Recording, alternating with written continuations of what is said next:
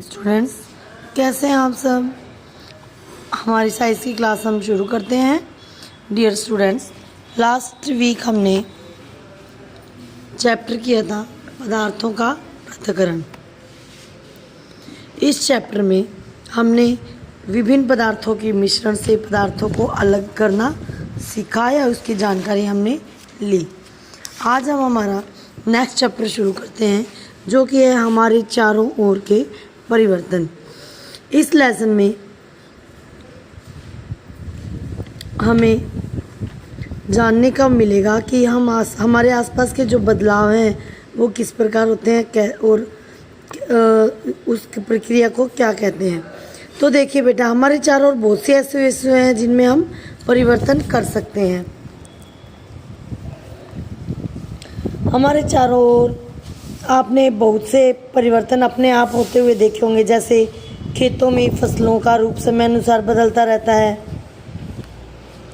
समय अनुसार पत्तियों का रंग भी बदलता है, वे सूखकर पेड़ों से गिर जाती है, फूल खिलते हैं, मुरझाते हैं। ऐसे हमारे शरीर में भी बहुत सारे परिवर्तन होते हैं। हमारे नाखून बढ़ते हैं, बाल बढ़ते हैं, उम्र बढ़ने के साथ साथ हम लंबे होते हैं। इसके अलावा वज़न भी बढ़ता है और उम्र ज़्यादा होने पर हमारा शरीर जो है वो ढलना शुरू हो जाता है। इस प्रकार विभिन्न परिवर्तन जो है वो हमें देखने को मिलते हैं। जैसे कि और कुछ और एग्जांपल हम देखते हैं, जैसे कि गुब्बारे में हवा भरने से गुब्बारे की आकृति जो है वो बदल जाती है। ऐसे ही एक पेज, सिंपल पेज को हम विभिन्न मोड डालकर उसमें हवाई जहाज बना सकते हैं। इसी प्रकार गूंदे हुए आटे से लोई बनाकर हम रोटी बना सकते हैं और बनी हुई लोई से जो रोटी हमने बनाई है वो अगर सही नहीं बनी है तो हम उसी के वापस इकट्ठा करके लोई बना सकते हैं। ऐसे ही हवाई जहाज़ से, कागज़ के हवाई जहाज़ से खेलने के बाद हम उसे वापस उसे सीधा कर सकते हैं। गुब्बारे की हवा निकालकर हम उसे पहले वाली परिस्थिति में ला सकते हैं।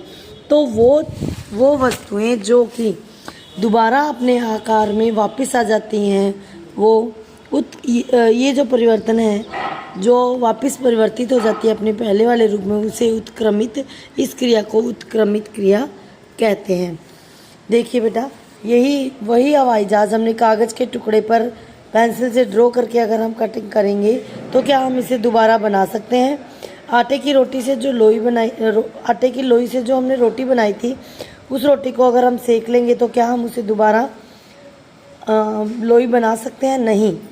तो इस प्रकार वो चीज़ें, वो परिवर्तन जो पुनः उसी परिस्थिति में या उसी स्थिति में ला सकते हैं, उन्हें उत्क्रमित कहते हैं। तो ऐसे ही लोहे के औजार आपने देखे होंगे, लकड़ी के हत्था चढ़ा हुआ है इन सब पर, इनके अंदर ये जो गोला है और ये जो लकड़ी की मोटाई है, ये लकड़ी की मोटाई इस गोले से अधिक की जाती है। जब हम ये हत्था इसमें डालते हैं तो क्या किया जाता है, इसे गर्म किया जाता है। गर्म होने पर लोहा पिघलता है और इसकी आकृति जो है वो बढ़ जाता है, इसका आकार। फिर इसमें लकड़ी का हत्था डालने के बाद क्या किया जाता है, इस पर पानी डाल के इसे ठंडा किया जाता है।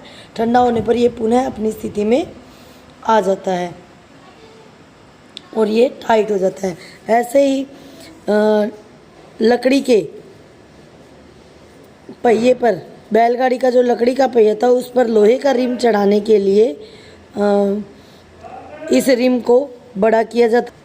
इस रिम को गर्म किया जाता है। गर्म करने पर इसका आकार जो बढ़ जाता है और इसे इस पहिए पर चढ़ाकर ठंडा पानी डाला जाता है, जिससे कि ये रिम इसके ऊपर अच्छी तरह से कस जाता है। इसी प्रकार हम कुछ और एग्जांपल देखते हैं स्टूडेंट्स। देखिए, हम एक मोमबत्ती लेते हैं, उसकी लंबाई जो है हम स्केल से नापते हैं। स्केल से नापने के बाद हम इसे मोमबत्ती को जलाते हैं। कुछ देर हम इसे जलने देते हैं। इसकी लंबाई जो हम पुनः नापते हैं। हम देखेंगे कि मोमबत्ती की लंबाई पहले से घट गई है। क्या इसे दोबारा मोमबत्ती की लंबाई उतनी ही की जा सकती है? ऐसे ही देखिए, हम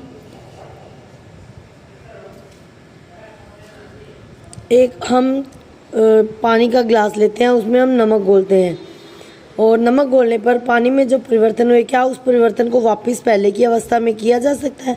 हाँ, किया जा सकता है। इसके क्या नमक को वापस प्राप्त किया जा सकता है? नमक को वापस प्राप्त करने के लिए, जैसा कि हमने पिछले चैप्टर में पढ़ा था, पदार्थ गर्म करना पड़ता है पानी को, पानी भाप बनकर उड़ जाएगा और पीछे नमक शेष रह जाएगा। इस प्रकार वे पदार्थ जो पुनः अपनी स्थिति में परिवर्तन होने से पहले की स्थिति में वापस आ जाते हैं, वह परिवर्तन उत्क्रमित परिवर्तन कहा जाता है। पदार्थों को हम दो भागों में या परिवर्तन, हमारे चारों ओर होने वाले परिवर्तनों को हम दो भागों में बांट सकते हैं। एक है उत्क्रमित होने वाले परिवर्तन और उत्क्रमित किए जा सकने वाले परिवर्तन, और दूसरे उत्क्रमित न किए जा सकने वाले परिवर्तन। उत्क्रमित किए जाने वाले परिवर्तन वो होते हैं बेटा जिस प्रकार कि गुब्बारे को हवा निकाल देने पर पुनः उसी स्थिति में आ जाता है। या एक और एग्जांपल से हम समझते हैं, एक एग्जांपल से दोनों चीज़ें समझते हैं। जैसे लोई से रोटी बनाते हैं हम, तो रोटी को वापस लोई बना सकते हैं, लेकिन उसी रोटी को अगर हम सेक लें तो वो वापस लोई नहीं बन सकती। इसका मतलब जो कच्ची रोटी है, बिना सेकी रोटी है, वो उत्क्रमित किए जा सकने वाला परिवर्तन है, और जो सेकी हुई रोटी है वो उत्क्रमित न किए जा सकने वाला परिवर्तन है। इस लेसन में हमने वस्तुओं में, पदार्थों में होने वाले परिवर्तन का उत्क्रमित परिवर्तन और उत्क्रमित न किए जा सकने वाले परिवर्तन, दो भागों के बारे में, दो प्रकार के परिवर्तनों के बारे में हमने पढ़ा है। डियर स्टूडेंट्स, आई होप आपको चैप्टर समझ में आया होगा। चैप्टर की पिक मैं आपको सेंड कर दूंगी, और पिंक कलर की पेंसिल से जो क्वेश्चन टिक किए होंगे वो क्वेश्चन आपको करने हैं। इसके एक्स्ट्रा क्वेश्चन जो भी हैं वो मैं आपको कल करवाऊंगी। Stay home, stay safe.